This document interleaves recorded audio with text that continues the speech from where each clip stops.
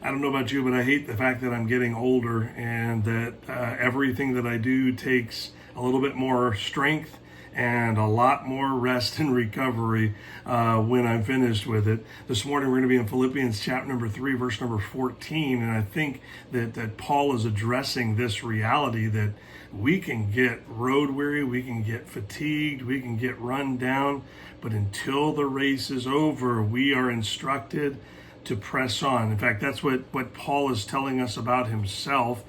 He noticed that the wear and tear of ministry was starting to take its toll on him, but he determined in himself to not allow the physical wear and tear, the mental strain to hold him back. I mean, I don't want you to misunderstand. I don't think Paul wants us to misunderstand. There's great reward in ministry, and I think that's why he says keep pressing on, because our current culture, our society, when we're told that we're tired, we're supposed to rest, and so we tend to lean into resting way more and doing way less. Yesterday we found out that we are supposed to be doers of the word, not hearers only.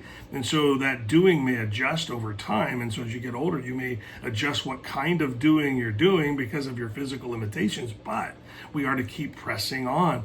And I got to tell you, my mind, I can say yes to everything, but my body is screaming no most of the time. And if I listened to my body, I wouldn't do anything at all. And I think that a lot of people find themselves there, that it's easier to stay seated than to get up and go. It's easier to if you're not in motion, to stay not in motion. In fact, I think that's the way that really it works. If we're in motion, we stay in motion. I've often wondered, why are some people able to keep physically going year after year, even in their older age? And it's because they never stopped doing. They're still doing. And I don't mean doing more than you're supposed to. I mean just doing what you're supposed to. My mind says sit down and relax and rest and stay a while, and my body is in total agreement with that.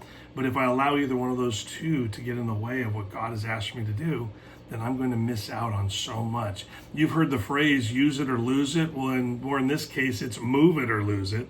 And I have watched it play out in lives repeatedly. On the spiritual side, Paul is calling on us to resist the urge to slow down or to step out of serving him, serving the Lord.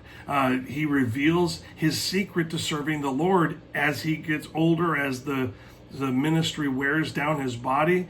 He says he presses on. It's almost like an athletic term or a weight training term, press on. Instead of slowing down, he leans into the things that lead to the prize. See, Christ's likeness is the prize. He knew that what Jesus endured on the cross to save him, and he believes that the least he could do is resist the temptation to ease up or slow down, or just flat out stop like many do.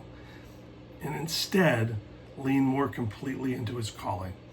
This may come as a shock to you, but most believers have some time and energy consumers in their lives they could sacrifice to free up energy and time for the high calling.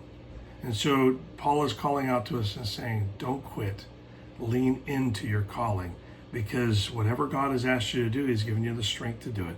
He has not saved us to sit and relax our way out of existence. We are to be working the kingdom until he comes. Enjoy a great day.